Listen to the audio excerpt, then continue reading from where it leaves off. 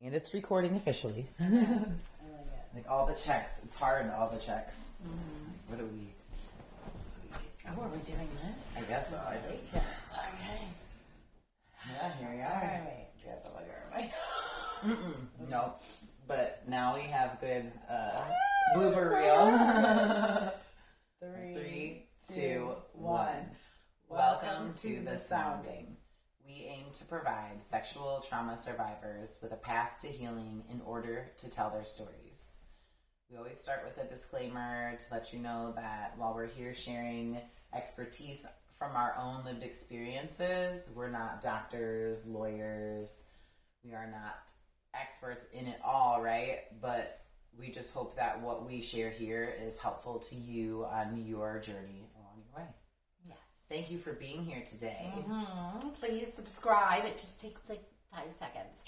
Like, share, comment. So today we are delving back into grape culture. And we are going to talk about what we have been framing as sexpectations. Shay and I have been having a lot of conversations about navigating the world as a woman as opposed to what it's like to navigate as a man. More so as sexually traumatized women who have still working through our trauma responses like we just talked about in our last video. And still experiencing yes. assaults. Absolutely. On a regular basis. Daily. Yeah, and I think as women we understand that. And assault can be something as simple as last night at the bar we had a man that came up and tried us in all different ways. Insulted me on a physical level, insulted Shay's intelligence, was touching our hands and our bodies. And although I knew it was happening, like I didn't stop it from happening because I was like, I'm just observing myself now in those situations. So I think it really comes down to men and women are seen differently, right? And men are allowed to be outwardly flirtatious and touchy and feely and say sexual things and sexual innuendos and have a high body count. And they're studs, and that's like so amazing, to be a man that can score with all these women. But then who are these women? These are these sluts, the women that also have sexual urges and also participate in this behavior. Somehow we are slut shamed and we became lesser than, and we do it to ourselves. It's not just men doing it to us. We slut shame each other, women like that. I used to be that way, not anymore, because I now find it empowering when women. I've been on the receiving end of being slut shamed. Right. And so, we need to start thinking about these things as we navigate the world, and that it's not something that's happened on accident. This is an indoctrination that's happened to all of us. This is how they continue to control us, because they then have a divide between women and men, right? We all have sexual urges. This narrative that women aren't horny or don't want to participate or don't like sex is again an indoctrination, and it creates this strange divide between women and men when it comes to sexuality. Or that we're just whores, right? There's no in between, right? Like, I can't just be like, let me experience a few different things in life. Right. So, yeah, it's a very interesting narrative that we have going on that's fed by the media, that's fed by movies and music and everything, advertising, everything that we watch. And so we need to really even start... what we learn in the schools, too. I mean, just the sexpectations that are the gendered, right? And I'm not going into this conversation on whether we should be gendering. This is the fact that when we have these, this is where we are, right? And we present as women, and this is our experience, right? And my experience growing up was very, gendered, right? And boys were treated differently than girls, and I even see it still today. I just think of an example that I won't out who it was, but somebody told my daughter that she shouldn't be flipping around while she was wearing a dress. Mind you, she had shorts on, because girls don't do that, and Yeah. girls don't sit like this, and girls don't sit like that. Right. And we're taught that in schools, and be ladylike, right? Exactly. And don't use certain words, and boys will be boys, and it's hard then if you have these normal primal urges. My daughter was a toddler, mind you. She Yeah. didn't even know what that means. Right, Girls right. don't sit like that. She don't know what that means. And then that gets ingrained in their head. Right. Or we were talking about like the idea that girls are sexualized and all of a sudden they can't be topless at even young ages because why? Eventually they're going to have breasts, and God forbid we just saw them. So many sprouting. men have breasts Right, that right, I don't want no to doubt, see. like, That I don't want to see. Like, no Right. offense, and I'm not body shaming, No, but I'm but- just saying, right. let's be fair. We're sexualizing. Let's be fair these in the things. sense of let's talk about the truth. Right. And so you can't have it both ways. We can't say that we're all these empowered women, but then yet we still have these stereotypes and these horrible things that are happening to women all the time. And here's this comedian that we watched. And again, we're not getting into the gender identification, but it was interesting to me that she specifically was talking about transgender and how they're saying that this transgender crime is up and that transgenders are being sexualized and raped and harmed. And she was like, no, I'm sorry, you're choosing to be women, so welcome to what it's like to be a woman. You don't get to walk down an alley by yourself. And this is true. Yeah, you don't get to all of a sudden just be walking home in an unknown neighborhood. There are things as women, we all know, we have predators. We do. And that's just the reality. And so if you want to become a woman, then welcome to womanhood. Part of it is knowing that you're not going to be as safe. Period. And that you can literally go into the gas station and have a man feel it's okay to walk up to you and rub his hand on your tattoo and say, I like your tattoo. Did we go to church together? Right. And then you don't respond because we have been so indoctrinated that this is stuff that we should allow because we see it all the time and we get whistled at and we're supposed to think that somehow makes us attractive. And then I was watching... Or that we are supposed to stop and give them our attention. Yes. And then, like we owe and them. then we become needy of men's attention because of this indoctrination. And this is when we get into... and I'm not man-hating. I'm just speaking for there myself, are just to be wonderful clear, men out right? there. Absolutely, there are wonderful men out there. This is an indoctrination we've all gone through. It's not men's fault any more than it is women's fault that these are the roles that we've been given. But then we get into situations where women tend to be more fawners, and they tend to need that attention and emotional connection a little bit more than how men have been raised in this country. So then you have these dating experiences that are unhealthy. Mm-hmm. And so, we're just in this turmoil of not really understanding how to correspond or be vulnerable with one another as men and women. And so these are why these conversations are important. I have these conversations with men too. I tell men all the time that you are responsible for great culture and that you have to stop it by standing up for women and not allowing women to be treated in ways that you wouldn't want the women in your life to be treated.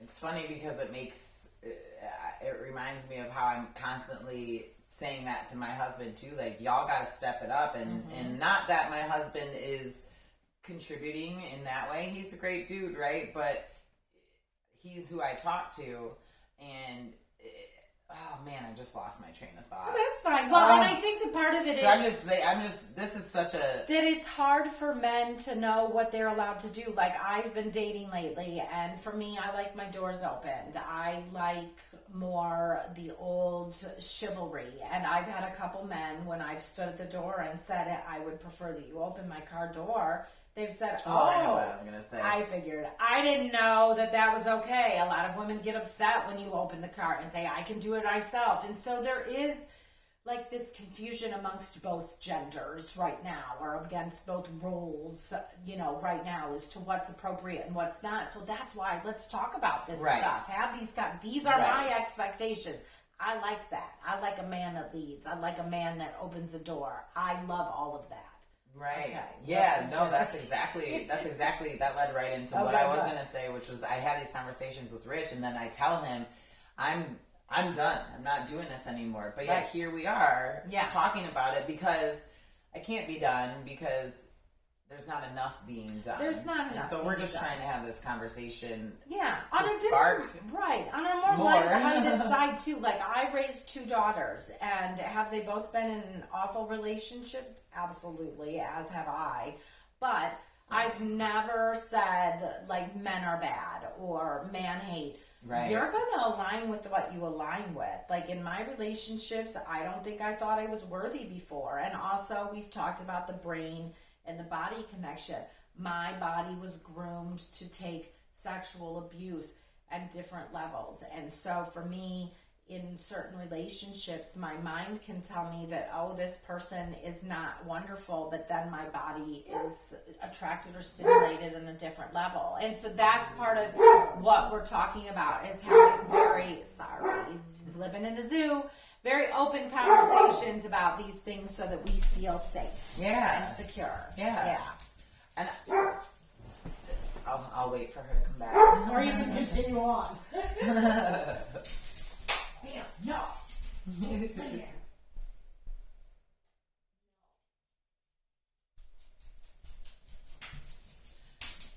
Something that comes to mind around this is I stand by, if you choose to present and identify and, you know, I don't want to say box yourself in, but if you identify as a male and you want to take care of a woman, then do it.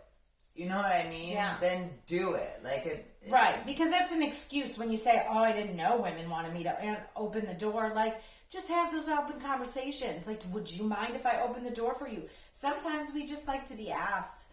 We're tired. We know that men are tired too, but we're exhausted. We have to, like, hold up a lot of responsibilities that men don't have to.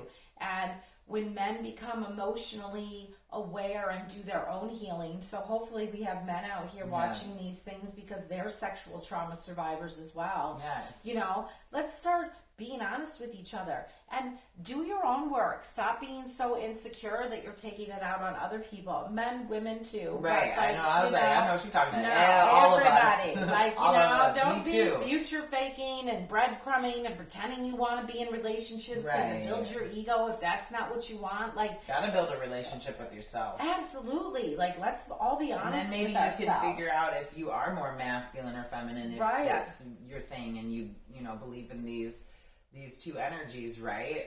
Because at the end of the day, we're talking about these sexpectations between a feminine energy and a masculine energy. And if, for me, I like to be with a masculine energy because I'm more feminine, right? But I would like that person who is presenting as masculine to own it. Yeah, and take care of me and know that women are vulnerable. We're vulnerable. Right. We are. And when you're taken care of as a woman, you get to be soft and pour into. And so don't be afraid. And you get to make your man feel like a man then. Right. So it's okay to go back to some of the old stereotypical things and to enjoy that natural, natural woman. That's our male dog. Lord.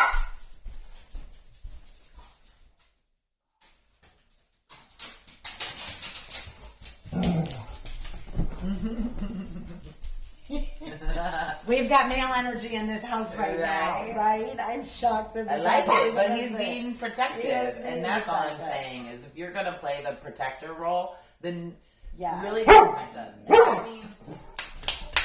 that means in our school systems, in our governments, right down to our next door neighbors.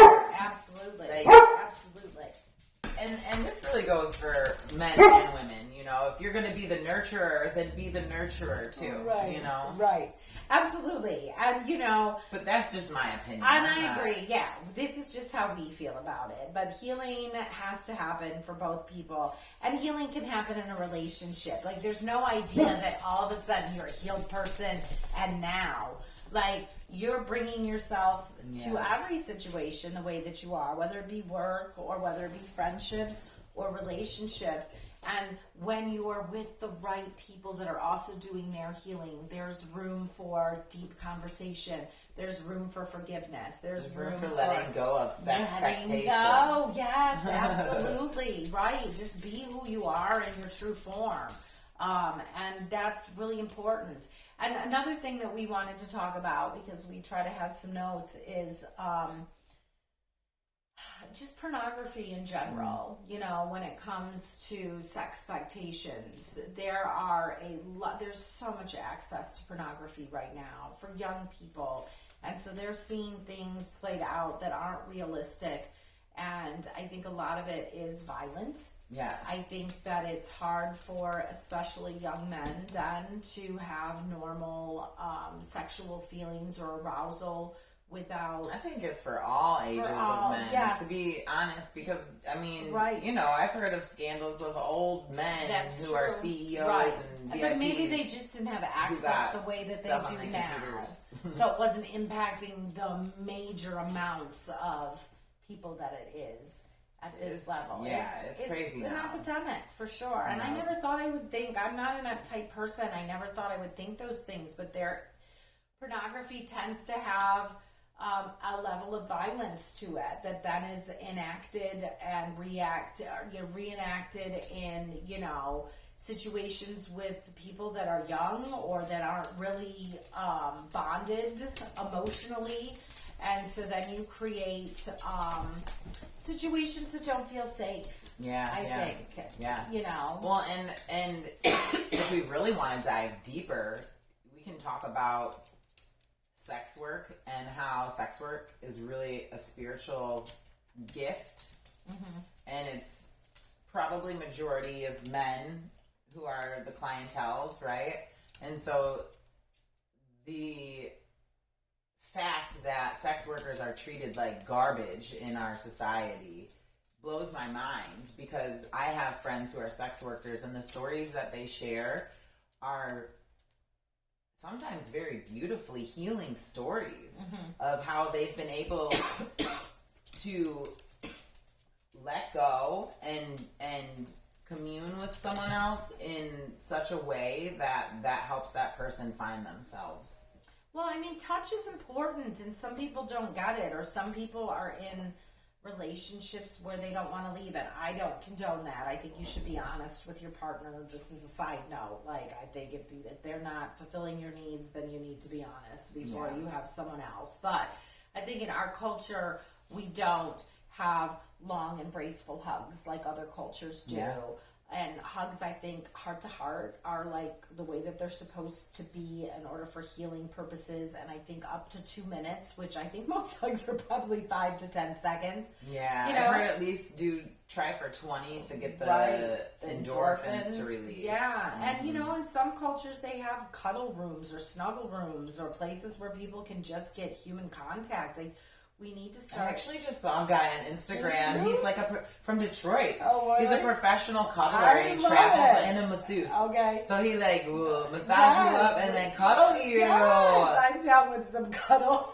Like play with your hair and stuff. I was like, look. That's interesting. The back scratching going on. That sounds amazing. Yeah, and I think that because touch in this country specifically, I don't know what it's like to live in other countries, but I know in this country, a lot of touch is sexualized. The reason we don't hug so long is because people get confused after a long hug of like, oh, right?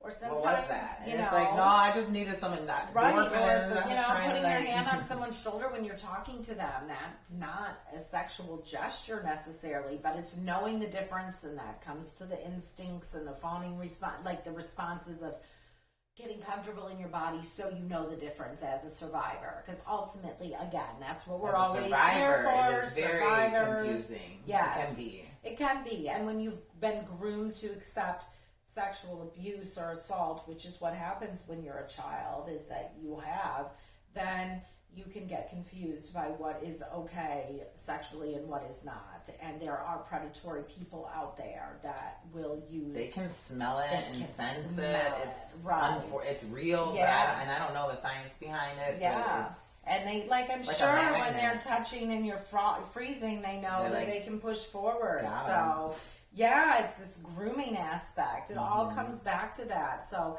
it's time to ungroom ourselves, really. And end grape culture. Yeah, because it's out there, people, and we are all watching it, and, we're asleep behind the wheel. So let's wake up to it and start understanding it in a real way. And I'm not ashamed of the responses I've had, because I do believe that this is the path that I'm supposed to be on, and I'm grateful that I have this voice to help people, and that Shay and I have aligned. And I think if we're not honest about these things, I told my client the other day, this has nothing to do with that, but I'm a health coach with the body, and so I talk about diet a lot, and I asked her if she'd been eating her fruit and how she was doing, and she said not so good. And I was like, oh, have you been up in the middle of the night eating chocolate and then shoving the wrappers into the trash can? And she was like, Dina, were you in my house? And I'm like, no, but I do that too. Like, we all have behavior that we feel ashamed of, and if we would just open up and be vulnerable and honest with each other, I think we would all realize we have the same things that we feel bad about, or pasts that maybe haunt us, and they shouldn't. These are men, all women, and all the humans in between. Yes, wherever you are. We're all the really same. be honest. And I think I was just like, what did we have on here? So our healing practice, this leads right into this really, is about letting go, right? So part of healing is, as you wake up and as you understand things, there are people, I think I was telling Shay before, I used to be a very sexual person. I had a lot of sexual jokes, and I was very sarcastic, and, a lot of innuendos. And now I don't find that as humorous as I once did. And I'm not judging other people that have that humor. I still chuckle. I still watch. I'm not becoming like uptight and better than. I personally just don't have to sexualize everything anymore. Yeah, and I think, if we're talking about human development, to be fair, hormones are raging for a couple decades, right? Yeah. As soon as puberty hits through mid-30s, I would say. Maybe even 40, because I'm almost 40, and I'm like, I don't want to lose my mojo. Let me keep it going. You know what I mean? So just saying, I think maybe too, I agree with you though. I'm not disagreeing with you. I'm reflecting on me, because I was very sexual, making all these sexual jokes all the time in my 20s, and now I'm a mom, and I'm like, but I don't want my kids to learn what I learned at a young age. And I don't think it's necessarily natural for people to do that if they haven't been sexualized. Right. I think that's part of the sexualization of the grooming process. Rich always says, you're such a sexual person. Everything turns into a sexual joke with you, Shay. And I said, well, I was 7 years of my life, I was being sexually abused as a child. And you almost have to make it a joke, because the impact is painful. That's the shadow work, right? When you really delve into the realness of what happened. But until you're ready for that, we do make light of it. We do make jokes about it. So then it makes me wonder, because we all know the answer. And if I had good zooming in capabilities, I'd zoom in right out of my eyes. The percentage of rapists who were themselves abused. Oh, it's got to be high. It's got to be like damn near 100%. Right. It's got to be. We repeat what we learn unless we become awakened to it. Aware, right. And that's part of it. You either want to heal from it, but you got to feel it to heal it. And part of the letting go is letting go of people that maybe no longer resonate with you, that are still very sexual and are not trying to do their healing and makes you uncomfortable, or letting go of friends where the codependency just isn't allowing you to heal. Or letting go of the spaces that you frequent that are just, not conducive to harmony. Right. To balance. Or letting go of, I think we all have those people that we either dated at one time, or we're dating now, or, you check up on their old social media or look at that. It's letting Don't worry go. who I text, just know it ain't my ex. Right. That's your Ice Spice. I think it is. Don't worry about who I text. No, it's not. It's someone else. What is going on? Don't worry about who I text. Just know it ain't my ex. I don't know who all these people Just kidding. I be stalking y'all just to see. Did you level up too? No.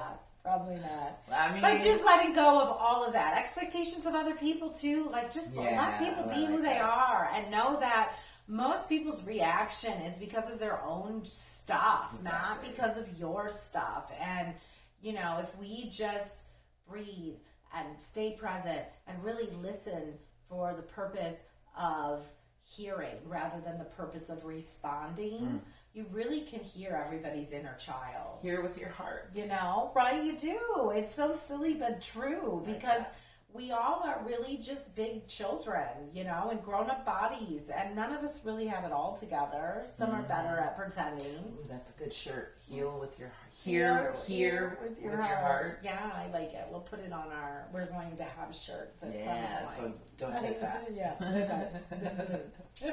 Trademark. Right? On 11/11. Oh, yes, I love it. On 11 portal. So make sure that as you're healing, you're allowing yourself to let go of things and people and situations and spaces that don't allow you to heal.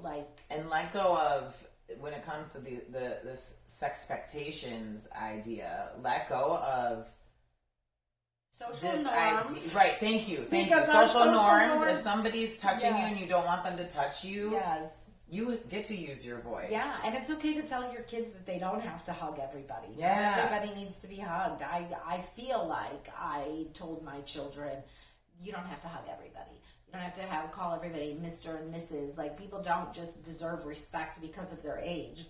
People deserve respect, in my opinion, based on their healing and how they respond to other people. I will respect you at the level that you are respecting me, and most times I will just walk away otherwise, because I have no desire to be disrespectful, right? So it's all about, our social norms in this country are way out of whack. So if you're trying to live your life to meet some kind of social or religious norms, especially as a woman who's been sexually traumatized, right? Like, it's okay to want love and affection. It's okay to, it is human to have sexual experiences that you don't feel guilty about. And to learn to love your body and understand what your body needs. Yes, and deserves. Absolutely. Yes, that's a beautiful thing. And I'm grateful, and I know Shay and I have talked about this, that in spite of what my body has been through and the trauma that it's been through, that I still can have loving, nurturing, physical relationships on a friendship level, with my family, with men. So, you know, I'm grateful for all of those things, and being able to heal and still honor the joyfulness, the pleasure side of life. Absolutely. So so that's our spiel for today. So please subscribe, like us, share us, comment, because when survivors speak, the silence ends. Thank you. Freeze and cheese. I'm keeping that in there.